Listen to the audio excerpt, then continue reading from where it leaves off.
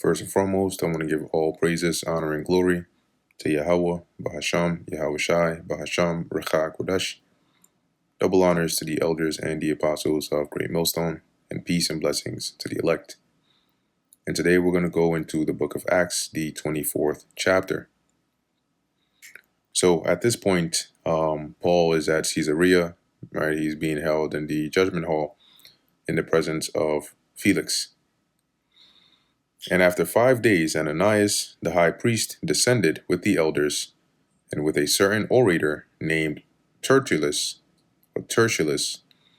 who informed the governor against Paul. So they descended, meaning when you look at Jerusalem being at the high point, it's a high point, right? It's mountainous. So to get to Caesarea, even though Caesarea is north, from an altitude standpoint, they descended down. Okay. So they bring this orator, which when you go into that, he was kind of like an equivalent of a lawyer, to come and accuse Paul to the governor. It says here, a speaker or orator of a forensic orator or advocate. Now let's look up here. Forensic orator. Forensic orator is a branch of classic rhetoric focused on legal argumentation, specifically for accusation or defense in judicial settings. So they probably brought the best one they can find against Paul. And when he was called forth, Tertullus began to accuse him, saying, "Seeing that by thee we enjoy great quietness, and that very worthy deeds are done unto this nation by thy providence, we accept it always, and in all places, most noble Felix, with all thanksgiving." So he opens up flattering Felix a bit. "Oh, you're so great. You've brought peace to us. You know, by your governance, we've been so good.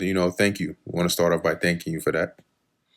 Notwithstanding, that I be not further tedious unto thee, I pray thee that thou wouldest hear us of thy clemency a few words. So if you would be so kind as to spare us a few words, I won't be long. For we have found this man," referring to Paul, "a pestilent fellow." He's a troublemaker, a mover of sedition among all the Jews throughout the world. He's going around the world, different areas where the Jews are, and causing sedition amongst them. And a ringleader of the sect of the Nazarenes. This guy is he's a ringleader. He's spearheading this new sect of the Nazarenes, these believers of this Yahweh Shai that they preach rose from the dead and all of that good stuff. Who also hath gone about to profane the temple, whom we took and would have judged according to our law. But the chief captain Lysias came upon us, and with great violence took him away out of our hands, commanding his accusers to come unto thee by examining, of whom thyself mayest take knowledge of all these things, whereof we accuse him. So he's saying, look, this is what brought us here. He's a troublemaker, even to the point of profaning the temple. So we caught him and we were going to discipline him according to our law, but Lysias came and took him away from us and told him we got to come to you, told us that we got to come to you to have our matter heard. NLT, you can find out the truth of our accusations by examining him yourself. That is, examining Paul. And the Jews also assented. So they basically joined in, they chimed in, saying that these things were so. Then Paul, after that the governor had beckoned unto him to speak, answered, "Forasmuch as I know that thou hast been of many years a judge unto this nation, I do the more cheerfully answer for myself. So I'm more glad to answer, knowing that you've been judging this nation for a while, so you know how they deal. Because that thou mayest understand that there are yet but 12 days since I went up to Jerusalem for to worship." I've only been there for 12 days. And they neither found me in the temple disputing with any man, neither raising up the people. Say they claim I'm causing sedition. I didn't rise up anybody. I didn't create any mob. I didn't stir up any spirits. Neither in the synagogues nor in the city. I wasn't causing trouble in any of those places. Neither can they prove the things whereof they now accuse me. They're just throwing out accusations. They can't prove any of those. But this I confess unto thee, that after the way which they call heresy, so worship I the God of my fathers, believing all things which are written in the law and in the prophets. So the one thing I will confess is that they call it heresy, but this is what I believe. And he's about to speak concerning Yahweh Shai. And he's saying, I believe these according to what's written in our law and the writings of the prophets, and have hope toward God, which they themselves also allow. It's not illegal to have hope towards God, that there shall be a resurrection of the dead, both of the just and the unjust. So there's going to be a time when both those that have done well and those that have done wickedly would be resurrected. They would be brought back. And herein do I exercise myself, to have always a conscience void of offense toward God and toward men. So he's like, I always make sure to behave myself in a manner not to be offensive towards God or towards any man. Now, many years I came to bring alms. Salakia. Now, after many years, I came to bring alms to my nation and offerings. Because remember, that's why one of the reasons Paul came to Jerusalem. And when you read in the book of 2 Corinthians, getting to the end of it, he encourages those in Corinth to make good on their word, to also, put together some collection as the rest of the other churches of Asia Minor, or Slakia, the rest of the other churches were doing, and that Paul would bring that to the poor at Jerusalem to help them. So that's what he's referring to here. Whereupon certain Jews from Asia found me purified in the temple, neither with multitude nor with tumult. And I was doing it according to the law. I didn't bring a squad with me. I wasn't creating trouble. There was nothing of that sort going on. But when they saw me, those Jews who ought to have been here before thee and object if they had aught against me. See, you notice how they're not even present here?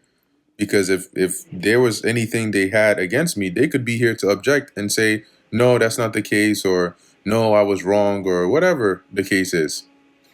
Or else let these same here say if they have found any evil doing in me. Right. So if not, let these here that are accusing me, let them state their evil, the evil that they found me guilty of, while I stood before the council. Because I went before the council. They weren't able to bring up any charges against me, except it be for this one voice that I cried standing among them, touching the resurrection of the dead. I am called in question by you this day. So it says here, except, let me actually go up a bit.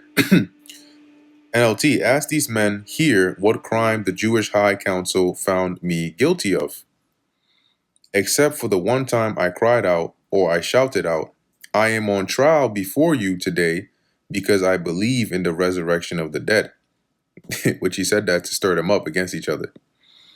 And when Felix heard these things, having more perfect knowledge of that way, he deferred them and said, when Lysias the chief captain shall come down, I will know the uttermost of your matter.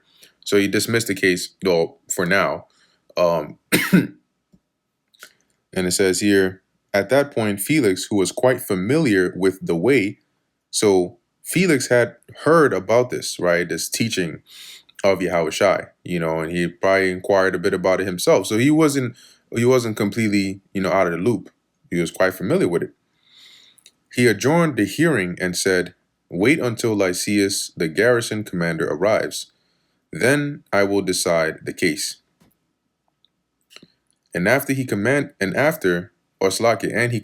a centurion to keep Paul and to let him have liberty, and that he should forbid none of his acquaintance to minister or to come on to him.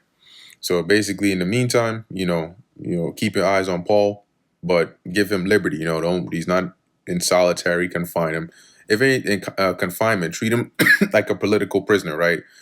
If his friends and stuff want to bring him stuff and take care of him, let him do so.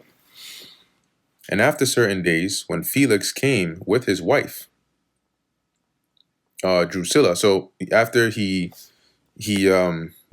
basically called, he dismissed it for that day. After a few days, he came back with his wife Drusilla, which was a Jewess. He sent for Paul and heard him concerning the faith in Hamashiach. Now, I believe here that Drusilla either was the daughter of Agrippa. Let's see. Yeah, the daughter of Agrippa the elder, wife of Felix, the governor of Judea, a most licentious woman. So she definitely was not a keeper at home. She was out there, one of them, we outside type chicks. Anyway, it says here, so when he came, he called Paul to hear some more about this faith in Yahweh Shai. No, it doesn't mean he was an Israelite. He was just curious about it. And as he reasoned of righteousness, temperance, and judgment to come, that is, as Paul was breaking it down and going into these things, especially when he got to the judgment to come part, Felix trembled. He got shook and answered, Go thy way for this time. When I have a convenient season, I will call for thee. So, all right, that's enough. That's okay. At another time, I'll call for you, to hear some more of this. It says here, he hoped also that money should have been given him of Paul, that he might loose him. Because he himself knew Paul wasn't guilty of anything. But he was hoping that Paul would bribe him so that he would let him go. Wherefore he sent for him the oftener and communed with him. So he would often send for Paul and, listen to what Paul would say and then go back and forth and speak with him, hoping that in the more often times he would call Paul, eventually Paul would be like, hey, you know what, look, I'll pay you this amount and you just let me go. But after 2 years, Porcius Festus came into Felix's room. It does not mean that he crawled up into Felix's bedroom. The room meaning into his office. So he came to basically replace Felix. Let's say Felix's tenure was over, and so Festus came to take over. And let's go into that word room. So yeah, right. He succeeded him. There you go. That's the word I was looking for. And Felix, willing to shew the Jews a pleasure, left Paul bound. So to please the Jews, he basically, knowing Paul was innocent, he left him. He didn't free him. He didn't, he just left him as a prisoner to allow Festus to handle the case from there. And that brings us to the end of the book of Acts, the 24th chapter. Lord willing, that was edifying to the elect. In closing, I want to give all praises, honor, and glory to Yahweh, Bahasham, Yahweh Shai, Bahasham, Bracha Kodash. Until next time, Shalom.